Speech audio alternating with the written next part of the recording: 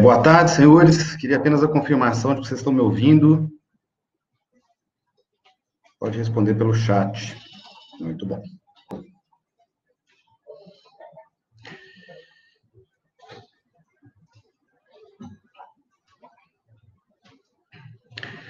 Bom, senhores, então vamos começar. Este é o nosso segundo webinar sobre segurança viária. O primeiro tema, a gente contextualizou a situação dos acidentes na malha rodoviária federal, da qual a gente tem os dados de obtenção fácil pela Banco da Polícia Rodoviária Federal.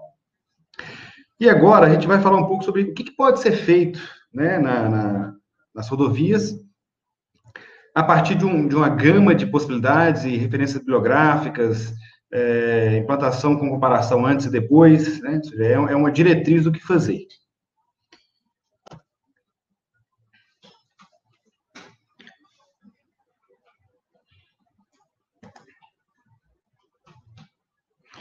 Só explicando rapidamente, esses webinários que nós estamos fazendo faz parte de um programa que chama Mobilize Conhecimento.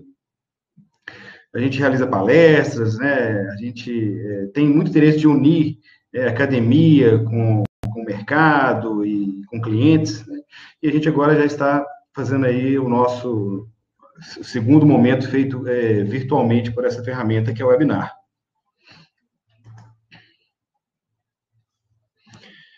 Bom, para quem não conhece a gente, eu vou passar rapidamente, nosso objetivo não é ficar fazendo propaganda, mas só para vocês conhecerem, né? A Intraf é uma empresa da área de mobilidade e geoinformação, né? A gente trabalha com transporte coletivo, com tráfego, com topografia, aerofotogrametria, projetos viários, né? Temos a honra de já ter trabalhado já em 8 países, incluindo o Brasil, e 21 estados brasileiros, né? E agora, em agosto, a gente vai começar pela primeira vez o trabalho no nosso 22º estado. Como a gente vai falar sobre segurança viária, eu acho que vale a pena mencionar que a gente é acreditado pela metodologia mundialmente conhecida IRAP, e mais do que isso, porque você pode ser acreditado em várias formas, nós somos a única empresa, uma das 3 únicas empresas na América Latina toda que é acreditada nas 3 possibilidades, e uma das 10 no mundo, né, que é a parte de coleta de dados, codificação e análise de dados, né, da metodologia IRAP. Bom, o que nós vamos ver? Primeiro, eu vou passar rapidamente sobre as conclusões do primeiro webinar, em termos de acidentes, tipologias, quantidades que a gente tem na malha rodoviária brasileira.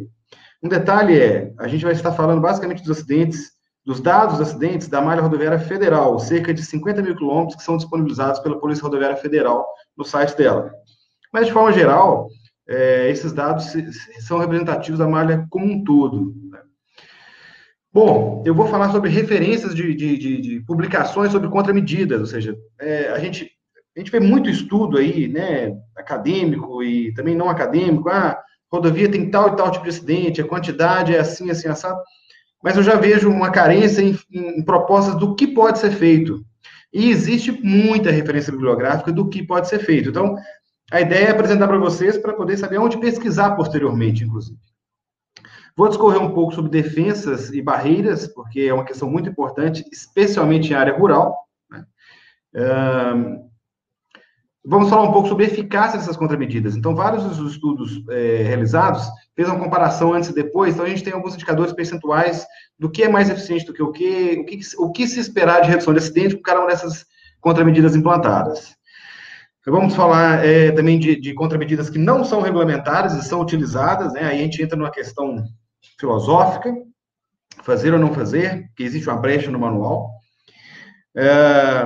Projetos para efeito psicológico, eu quero bater muito nessa tecla, a gente vai conversar, porque o usuário erra, sempre vai ter o erro humano. A questão é que a gente não pode fazê-lo pagar com a própria vida por esse erro que ele cometeu. E vou chamar a atenção para uma coisa muito importante, que são os efeitos reversos das contramedidas. Então, a gente vai ao encontro daquela máxima que de boa intenção o inferno está cheio.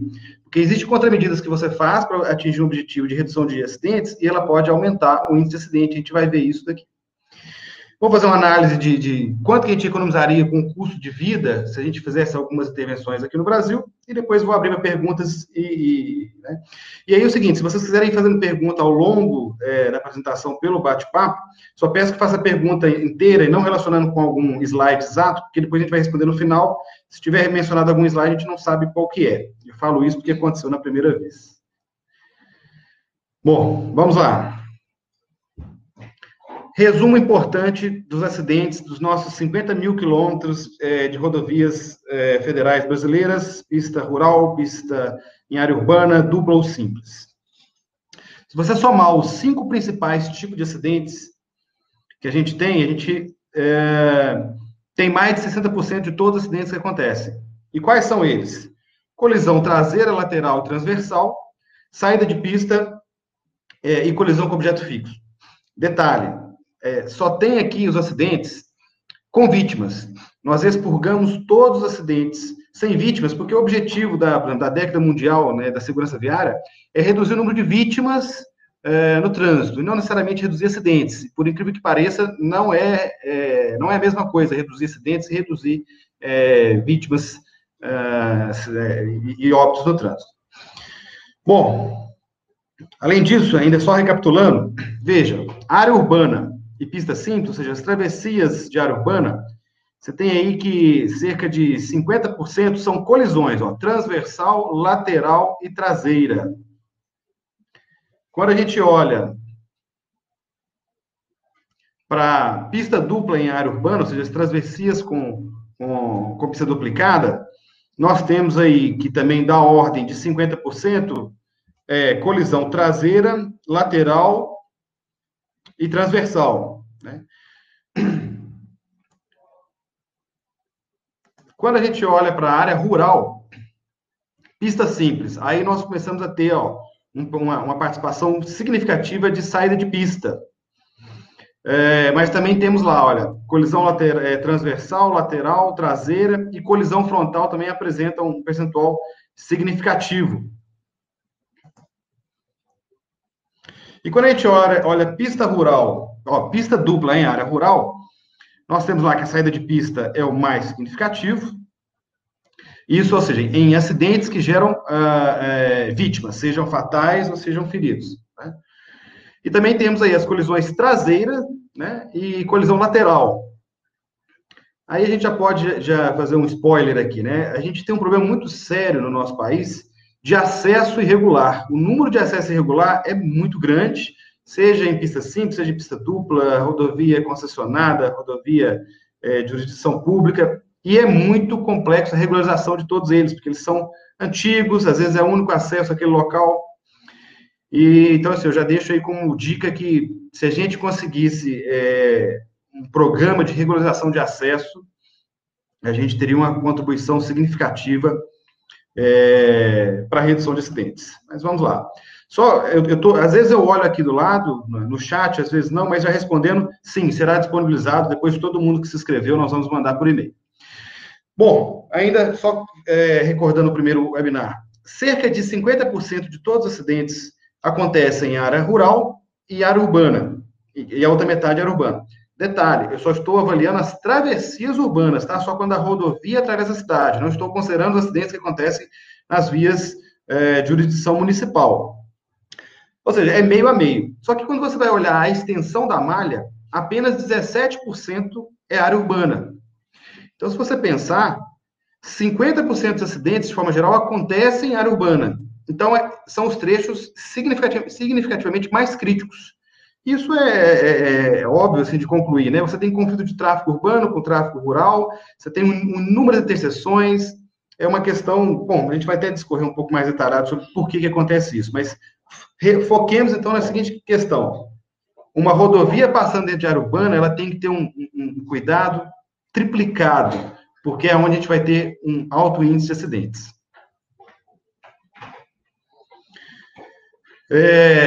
Engraçado que eu estou vendo que desformatou o negócio que eu fiz aqui, mas são detalhes. Depois, quando vocês receberem, vai estar direitinho. Bom, como a gente vai falar sobre contramedidas, eu quero primeiro apresentar para vocês o seguinte, não é achômetro, eu acho que isso aqui vai ficar bom, hein? Não, existe uma série de manuais e referências que falam o que você pode fazer e qual a eficácia disso. Então, eu vou apresentar de forma geral para vocês alguns manuais, algumas referências. Esse da esquerda, acima, Fundação MAF, é o livro do Elvik. É um livro que eu gosto muito, porque ele é bem detalhado sobre estudos que foram feitos antes e depois de várias intervenções. Ele tem a tradução aí para português, né? O original, obviamente, não é em português. E o interessante dele é que é uma abordagem até acadêmica, porque ele mostra, inclusive, pontos positivos e negativos também da contramedida, que eu falei com vocês, que é o efeito reverso, né? Então, é uma bíblia muito interessante, né? Além disso, temos aí a metodologia IRAP, como a gente já falou. A imagem embaixo é um estudo nosso que a gente fez, comparando antes e depois de implantação de projetos que nós fizemos de sinalização ostensiva. A gente tem, à esquerda aí, Manual Americano, temos o livro do professor Coca, que é um livro que traz várias referências também simplificadas no final lá de o que fazer e qual é o percentual esperado de melhoria nos índices de acidentes. Tem o Manual do DENIT, que já é um pouco mais antigo, mas quando você olha para ele, ele está bem atual ainda em termos de soluções de baixo custo que podem ser feitas, que são assim, óbvias, são bastante interessantes de fazer ainda. Embaixo também aí um artigo nosso que a gente publicou com relação às análises das contramedidas propostas pelo IRAP. Bom, em cima também um outro artigo que a gente escreveu sobre a metodologia IRAP, e aí embaixo, né, à esquerda, temos aí uma ilustração de uma publicação americana sobre segurança em interseções. À direita, um outro livro falando sobre contramedidas. E, bom, foi só exemplificações, mas assim, é um resumo. Vocês conseguem achar muita coisa boa na internet, muitas referências a se pesquisar antes de se implantar alguma coisa, ou até mesmo para ter ideia do que fazer para resolver cada tipo de acidente que a gente tem na rodovia. Seja um operador de concessionária, seja um consultor que vai estar fazendo alguma solução, né?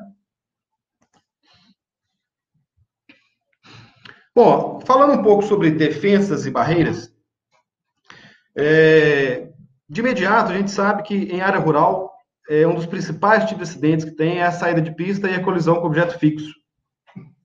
E eu acho interessante que para resolver esse problema não precisa de intelecto. Na minha opinião, não precisa de intelecto, não precisa de consultoria. Não tem muito o que se pensar. Nós temos ábacos muito simples de interpretação que fala qual é a altura do seu aterro e qual a inclinação do seu aterro. Em função desses dois parâmetros, a gente consegue saber se precisa de ter a contenção lateral ou se não precisa. E se for no canteiro central, a gente precisa saber a largura do canteiro central e precisamos saber o volume médio de fluxo da via. É muito simples, direto. Aí, seja você assistindo como técnico, como motorista, tanto faz, facilmente a gente sabe que não existe as devidas proteções laterais ou centrais em todo lugar que deveria ter, de acordo com os manuais. Então, isso daí, se a gente basicamente seguir essas duas premissas, né, calcular a inclinação e a altura e colocar em todo lugar que a gente deveria, a gente teria uma redução significativa de acidentes. E acidentes severos, né? A gente sabe que saída de pista gera capotamento, choque com objeto fixo, e ele tem uma severidade significativa. Aí, aqui é só uma ilustração, né, de defensa, terminal de impacto, barreira rígida. E aí, bom, aí já vale até um adendo. A gente ainda tem, recentemente eu fiz uma viagem, a gente ainda tem defensas instaladas que não atendem à nova normatização, né, com os atenuadores, os terminais de impacto no início. Então, a gente tem aquelas defensas que ainda podem entrar dentro do veículo, pode ser um arremessador de veículo, né? E eu tenho certeza que todos os técnicos da área têm essa consciência da necessidade de alterar os terminais de defensas. Ainda sobre defesa, olha que interessante. Eu peguei aqui a primeira tabela em cima, à esquerda, ela é tirada do toolkit do IRAP, que fala assim, o IRAP tem as suas contramedidas que ele propõe, e ele já apresenta um resuminho de eficácia, eficiência média esperada. Então, de forma geral, olhando a tabela ali, a gente tem que a efetividade na implantação de defesa, na redução de mortes e feridos, é da ordem de 50%.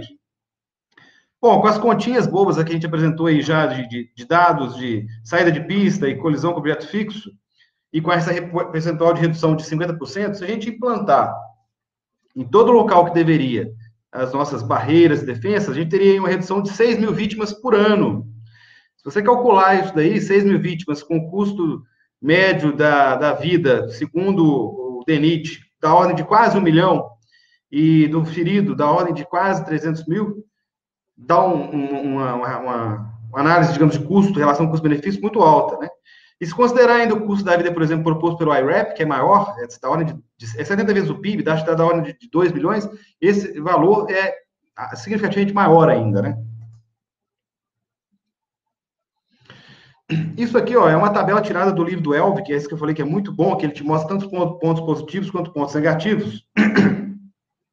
E ele mostra aí, ó, digamos, a eficácia de divisão central, barreira de proteção na divisão central, cabo de aço na divisão central, defesa metálica na divisão central e barreira de concreto na divisão central. Então, o livro do Elvig vai te mostrar a eficácia dessas várias tipologias que você pode fazer. Eu posso colocar uma defesa, barreira de concreto, até cabo de aço, e qual é a eficácia de cada um deles. Né?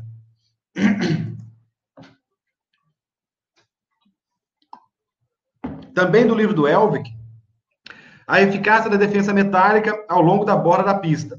Então, aí eu só marquei do lado direito aí de vermelho, eu resumi o que está na tabela, mas você vai ver que, de forma geral, os números estão da ordem, está entre 53 e 58. O interessante é que vai ao encontro do que o IRAP propõe, que é da ordem de 50%. Ou seja, nós estamos falando de variáveis bastante complexas, mas que a magnitude da ordem de grandeza da eficácia das duas metodologias, Elvig e IRAP, estão alinhadas, né, digamos assim. Bom, vamos falar aqui agora, vou apresentar algumas outras contramedidas que são retiradas desses manuais que eu citei, coisas simples de se fazer, mas veja, a primeira figura aí acima, Crash Type Addressed Stall Flashing Beacons at Stop Control Intersections, que é colocar luz piscante em sinais de pare e interseção, tem uma possibilidade de redução aí de acidentes, aí tem uma gama muito grande, né? Entre 12% e 58%, dependendo da situação. Olha lá, e custo baixo, né? O outro de baixo é instalar nosso sonorizador, nossas ranhuras na pista, próximos de interseções, para redução de colisão, olha lá, um custo aí, no caso, já considerou moderado, e um coeficiente médio de redução entre 28% e 35% dos índices de acidentes. E aí, ó, aí já outros manuais, lá. Então, alertar anteriormente um acesso. Então, meu sonho seria isso daí no caso do Brasil. Nós temos, né, aquele paradigma. Acesso irregular, a gente não pode sinalizar, porque senão a gente estaria oficializando. E aí, a gente não sinalizando, a gente tem acidente no acesso irregular.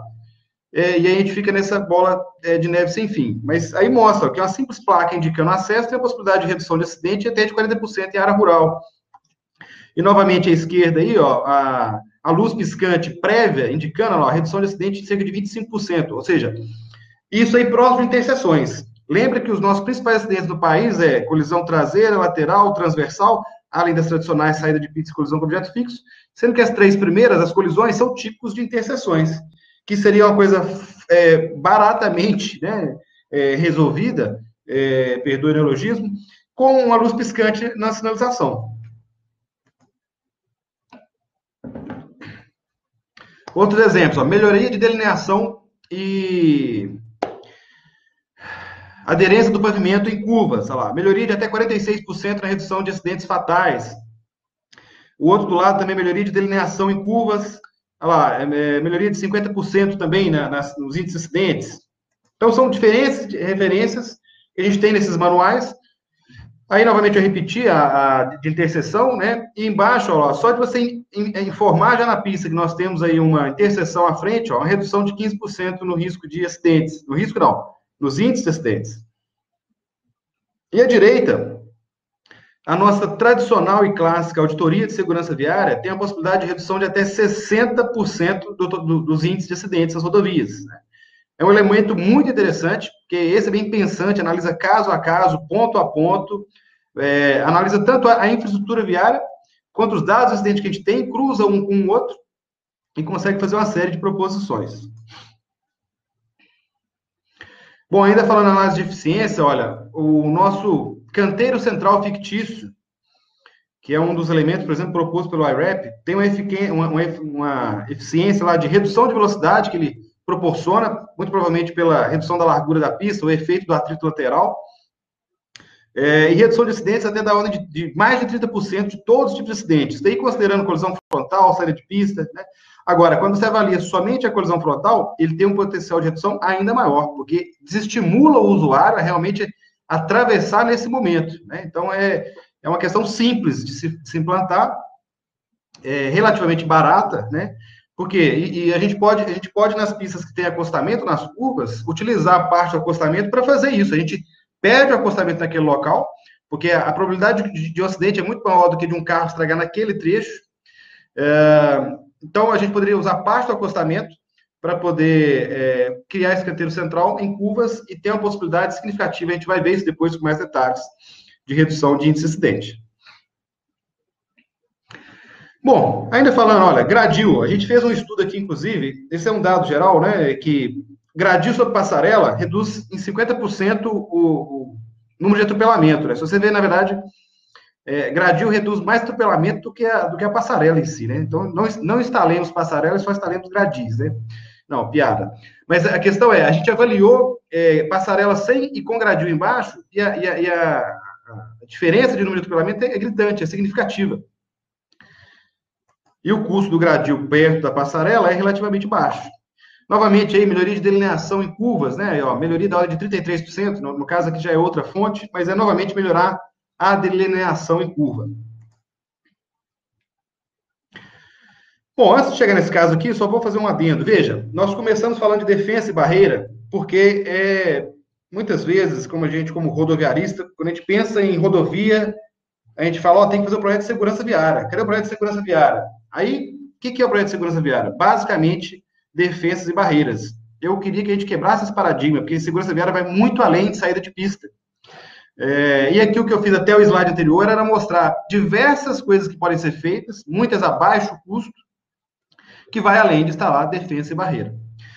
Bom, aqui também isso aqui é uma reprise do primeiro webinar, mas análise de eficácia de um radar. Então, eu sei um ponto específico que tinha muito acidentes, e depois que instalou o radar, reduziu abruptamente. Então, nós temos aí o gráfico, né? Nós temos aí o ano de 2013, 14, 15 sem o radar, as 3 primeiras colunas, índice de acidentes aí da ordem de 20 a 30, e depois da instalação do radar, ele caiu aí para menos de 10, né? Então, para mostrar que, sim, infelizmente, o ser humano, a gente tem dói mais no bolso do que acho que na vida. Então, a pessoa tem mais preocupação em não tomar uma multa do que correr risco de vida. Então, assim, é comprovado a eficácia de um radar, e eu sei que, no momento, ele está numa discussão aí nacional, técnico-política, né? Mas fica a dica, o radar tem o seu lugar. Bom, aqui, falando sobre as contramedidas da metodologia IRAP. Elas são, de forma geral, 94, mas como ela considera a mesma metodologia, a mesma contramedida, segregada se é do lado direito ou se é do lado esquerdo, quando você retira essas duplicações, a gente tem cerca de 50 propostas, que também estão contempladas no livro do Elvik, que estão contempladas nesses outros manuais, né? E o interessante é que a gente colocou ali aquele gráfico, perdão, a gente fez uma análise de custo e uma análise de efetividade delas, com base nas informações passadas pelo próprio IRAP. Ele coloca se o custo é baixo, médio ou alto, e qual é a efetividade daquela contramedida. Então, vocês podem ver que a grande maioria das contramedidas propostas pelo IRAP tem custo médio e efetividade também média. Porque o nosso quadrante do meio é o quadrante que tem o maior número de contramedidas. E temos lá apenas uma contramedida que é, digamos, de baixa efetividade e alto custo. Eu lembro que me perguntaram, qual que é essa? Essa é correção de grade vertical, ou seja, eliminação de curva vertical. Não estou falando que eliminar curva vertical é pouco eficiente. Estou falando que a relação custo-benefício é pouco eficiente, porque é muito caro. Você tem que mexer com movimentação de terra.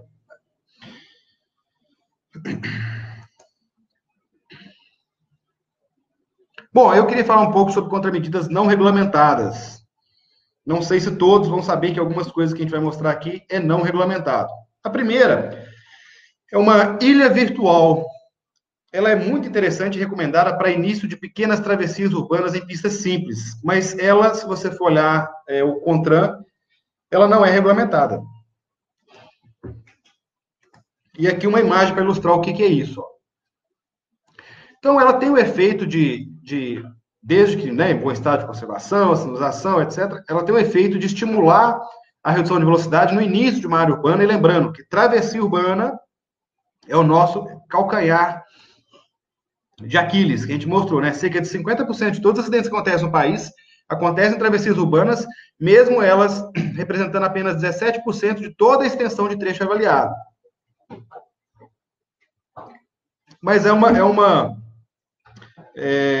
contramedida não regulamentada. Outra bastante verificada são os contadores regressivos.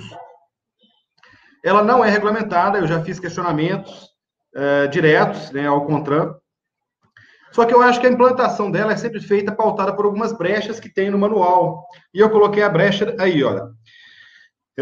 Está no capítulo 6 do Manual de Sinalização Especial de Advertência.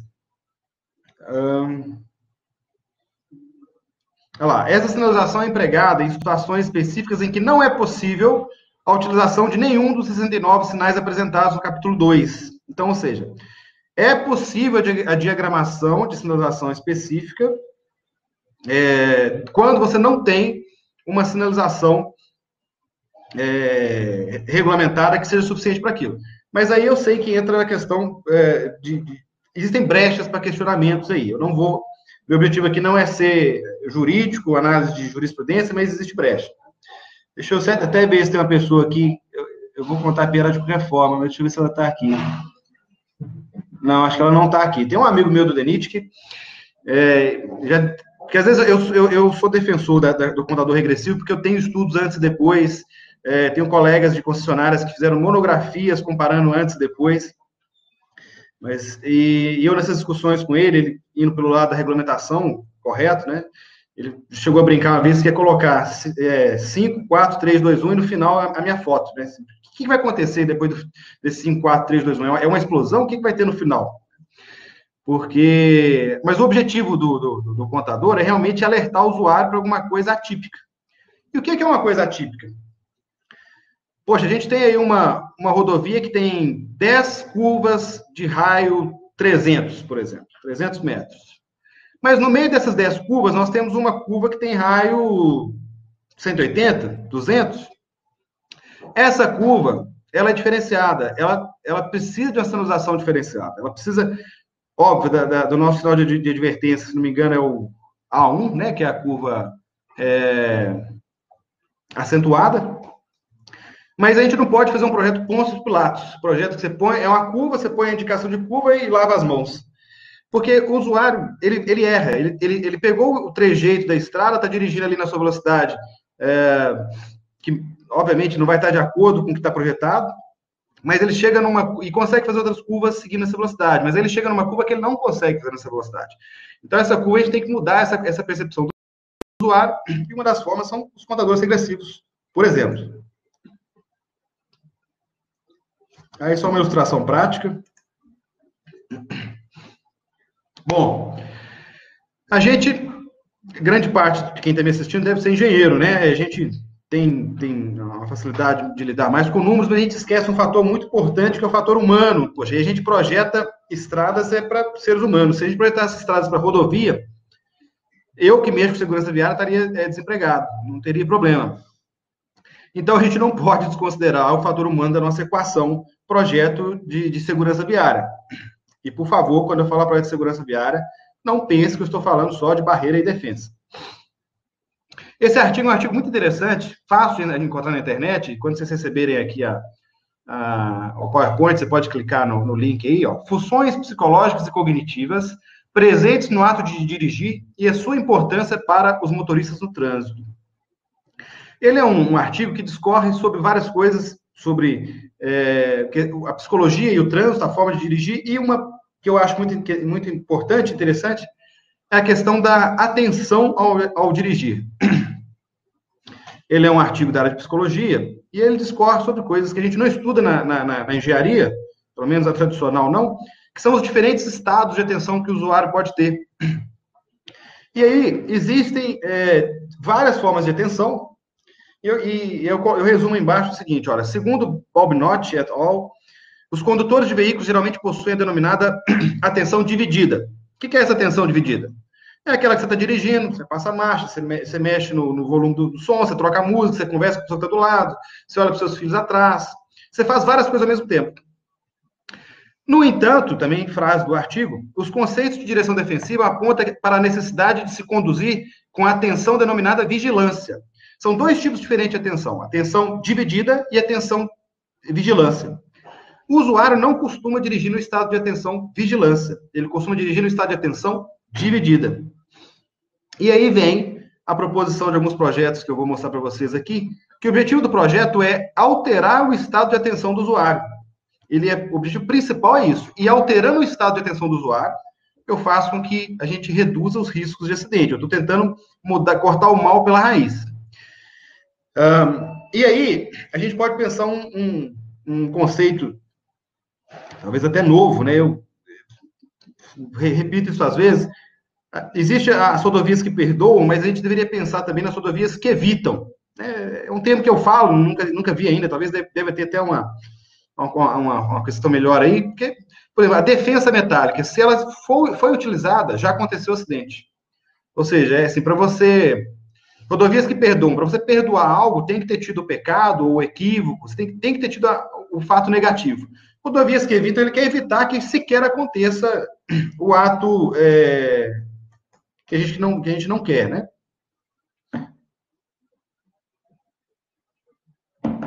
Bom, vamos falar um pouco sobre as características das rodovias brasileiras. Bom, de forma geral, nós temos faixas de domínio ocupadas, sem área de escape, com obstáculos, objetos fixos muito próximos a pistas, número significativo de acessos irregulares, importantes interseções em nível, que quando você olha os ábacos, já deveriam estar em desnível, travessias urbanas com péssimas configurações de operação, e que para ajustar, o custo é elevadíssimo, né? Financeiro, social, então a desapropriação, interferências urbanas. Temos rodovias antigas, né, projetadas há muitos anos, e que configurações geométricas na época que os carros, assim, potência máxima lá, o giro até tremendo lá, chegava a 80, 90 km por hora. Hoje, carro chegar a 200 km por hora é muito fácil, né? Então a gente tem uma incompatibilidade entre tecnologias, tecnologia que você conduz e a infraestrutura que te permite conduzir ali, né? Então a gente tem curvas com raio muito fechado, por exemplo, né, incompatível com essa evolução. Somado a isso, nós temos a característica peculiar dos condutores, que nem sempre ou quase nunca conduzem com atenção em estado de vigilância. Lembra que a gente tem vários tipos de atenção. A dividida, que é a normal que a gente conduz, e a de vigilância. Por que será que não está aparecendo para mim no final aqui? Bom, no final do slide aí, não sei se para vocês está aparecendo inteiro, né? Mas o que eu concluo no final aí com a palavra ação é que é o seguinte, o condutor vai errar.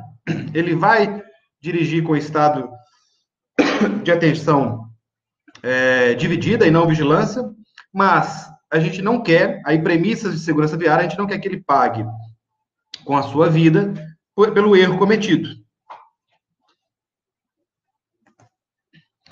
E aí entram esses projetos que eu vou falar para vocês também, para vocês, por exemplo, que são os projetos de sinalização ostensiva.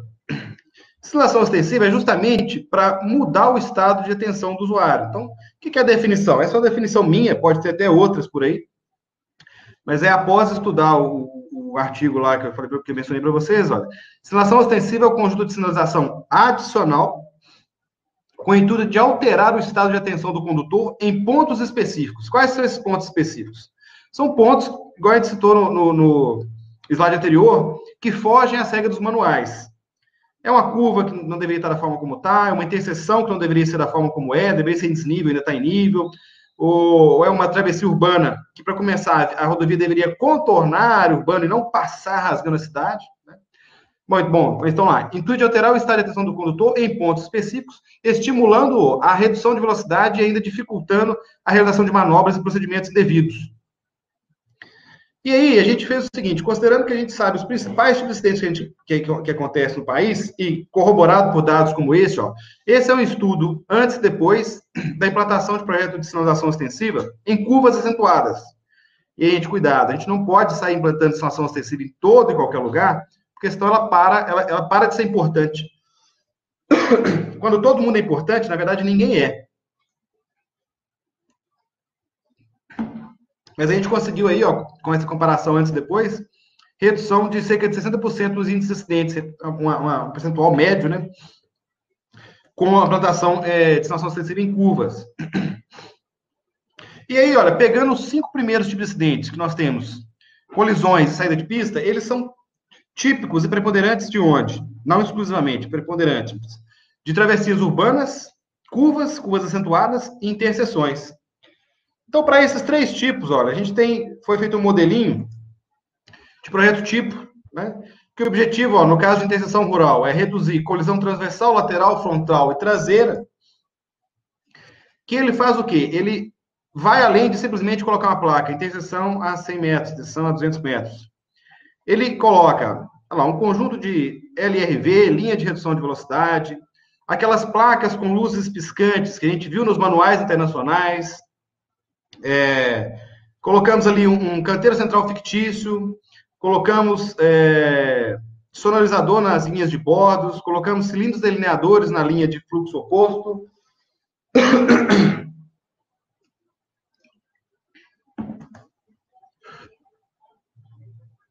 E curvas acentuadas, o que a gente fez? O objetivo, no caso de curva acentuada, é reduzir saída de pista, colisão com objeto fixo, colisão frontal. Na verdade, gente, esses são os principais acidentes que a gente quer trabalhar. Não necessariamente vão trabalhar só nestes. Olha lá, ele é composto também por canteiro central fictício, que tem um efeito muito bom, comprovado por diversos estudos do exterior. E aí, obviamente, a gente pode tentar conciliar com o acostamento. Ampliar a plataforma é complicado, então vamos tentar conciliar com o acostamento. Você nem precisa eliminar o acostamento inteiro. Aumento da aderência do pavimento, né, melhoria da delineação da curva, implantação de LRV antes da curva, reforço de sinalização de advertência, indicando a curva acentuada. Aí, em casos extremos, existem painéis que te mostram qual a sua velocidade, que você pode colocar também antes daquela curva. E, de novo, isso não é para qualquer curva, para toda curva. Isso é para aquela curva única, no meio da sua sequência de 10 curvas, que tem um raio diferenciado em relação às curvas a jusante e a montante. E aqui eu peguei um exemplo de um projeto de sinalização extensiva bastante similar, proposto em Santa Catarina. E aí, detalhe que está aí os nossos contadores regressivos. Também tem os LRVs, obviamente tem a defensa, né? Caso ocorra acidente, ela reduz aí os índices de acidentes. Temos os delineadores, os marcadores. Né? E aproximação de travessia urbana. Bom, de forma geral, a gente está falando aqui muito sobre projetos tipo para pista simples, mas também eles podem ser desenvolvidos para pista dupla.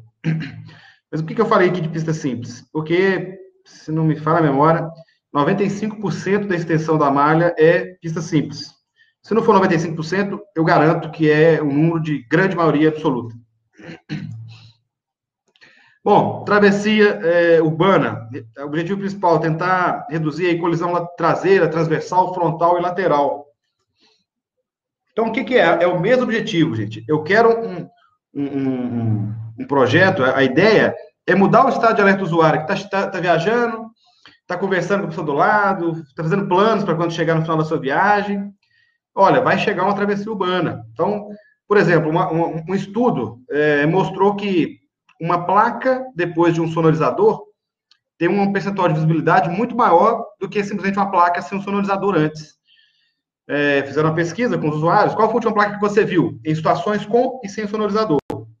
Então, para todos esses nossos projetos aqui indicados, essas indicações, antes da primeira placa que vai começar esses projetos, tem um sonorizador, que ele já começa a tentar te tirar do estado de atenção dividida. Ele já te chama de novo, ó, olha para cá que a gente vai...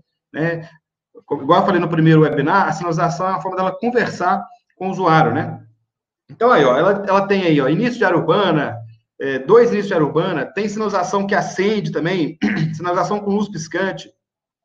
Fizemos o canteiro central fictício também, próximo da área urbana, reduzindo um pouco do acostamento. Podemos desenvolver até uma ilha física, não naquela no meio da faixa, mas entre as duas faixas de tráfego, a gente pode fazer essa ilha, porque ela é regulamentada, né? Bom, agora eu quero falar sobre aquilo que de boa intenção o inferno está cheio. Cuidado, não vamos sair implantando qualquer coisa eu acho que isso vai ficar bom. E aí eu falo, leia o livro do Elvick. Ele é muito bom nisso, que ele te fala todas as vantagens e desvantagens para te ajudar na tomada de decisão. São os efeitos reversos dessas contramedidas. Então vamos começar a ver o primeiro caso. Aumentar a largura de faixa, por mais que ela ajuda a reduzir acidentes em várias situações, aí é uma questão básica da engenharia de tráfego, né? O Webster já falava lá atrás que capacidade de uma via é 525 vezes a largura da via. Mas se eu aumentar a largura da via, eu aumento a capacidade? Como? Porque você aumenta a velocidade de tráfego. Se aumenta a velocidade de tráfego, você aumenta o risco de acidentes mais severos e reduz o tempo de reação do usuário, né? Então, existem situações, e o Elvick mostra isso, que você aumentar a largura de uma faixa, você vai aumentar o índice de acidente. O objetivo do nosso seminário não é ficar discorrendo o porquê, mas apresentar para vocês que existe essa referência bibliográfica e depois, com maiores detalhes, vocês podem olhar lá, né?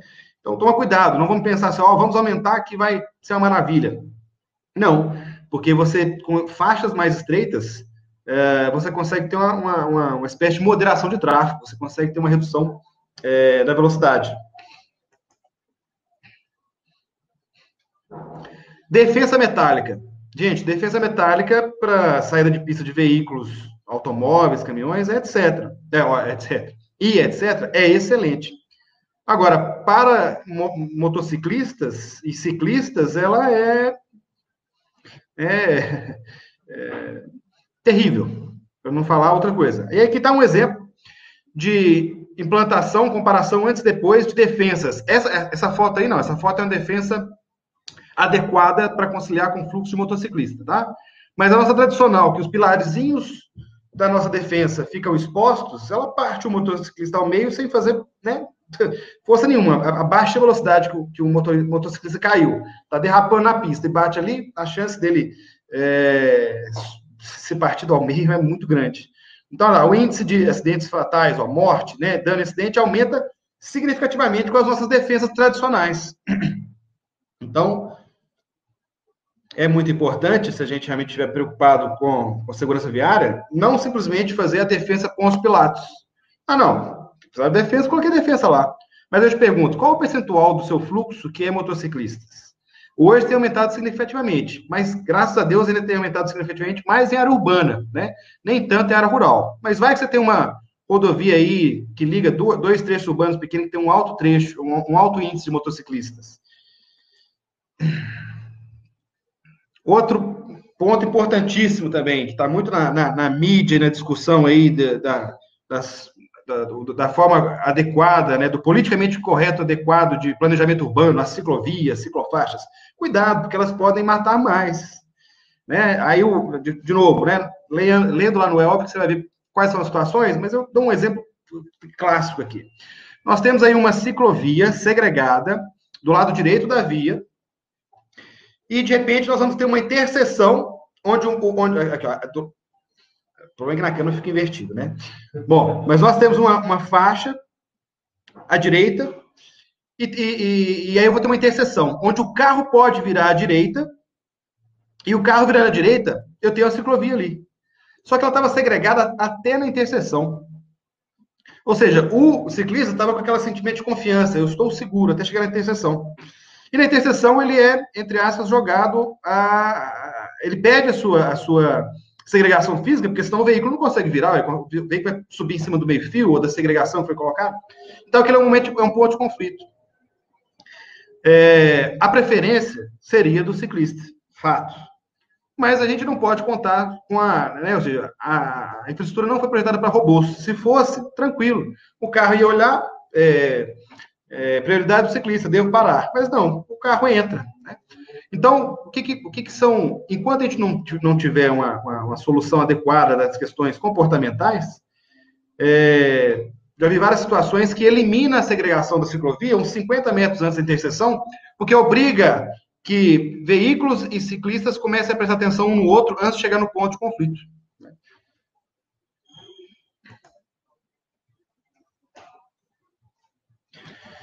Bom, eu fiz aqui uma análise do seguinte: pegamos aí os principais pontos críticos do nossos 50 mil quilômetros de rodovia, que tem os dados da Polícia Rodoviária Federal, e calculamos qual que seria o aporte necessário para fazer esses projetos que a gente descreveu aqui, e qual seria a redução de custos com mortos e feridos em função dessas intervenções. Então, a gente fez isso para curvas, interseções e travessias urbanas, mitigando acidentes, saída de pistas, colisões frontais, traseiras, laterais, transversais, em interseções, travessias urbanas. Os dados são da Polícia Rodoviária Federal e os custos desses projetos foram estimados com base nos custos médios gerenciais do DENIT. E aí, calculado essa relação custo-benefício, bom, aqui vale um adendo, né, gente? O custo a vida não tem um custo. O custo social da vida, né, ele é impagável, né? Ou seja, perder um ente querido, isso não tem valor. Nós só estamos quantificando aqui, digamos, o que se deixa de produzir economicamente ao longo de uma vida, né? E fazendo essa análise aí, olha, esses projetos que foram apresentados têm custos médios aí, isso aqui foi feito há 2 anos, vamos botar aí que dá ordem de R$200 mil, ou R$150 mil no máximo, cada intervenção dessa. E nós pegamos esses pontos críticos desses 50 mil quilômetros e vimos lá, em média, qual o número de mortes e feridos graves por ano nesses locais. Então, nós temos aí cerca de uma morte por ano, em média, por ponto crítico, e cerca de 2 feridos graves, em média, por ano, por ponto crítico. Aí, quando você calcula custo da morte, custo do ferido, custo do projeto, e divide... E aí veio o seguinte: a gente aplica a eficácia da ordem de 50% de redução de índices com os nossos projetos de sinalização ostensiva, a gente conseguiria aí uma relação de custo-benefício da ordem de 4 para curvas, quase 7 para interseção e quase 4 para travessia urbana. O que significa isso? Que a gente, entre aspas, vai aplicar 1 milhão e vai, no caso de curvas, a gente gastaria 1 milhão para tratamento de curvas e em um ano a economia com mortos e feridos já seria da ordem de 4,13 milhões de reais.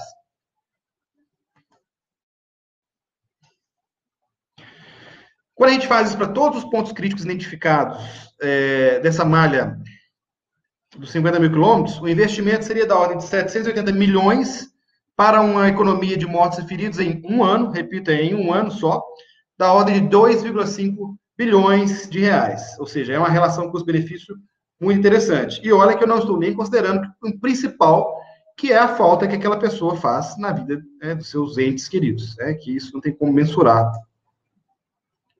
esse custo.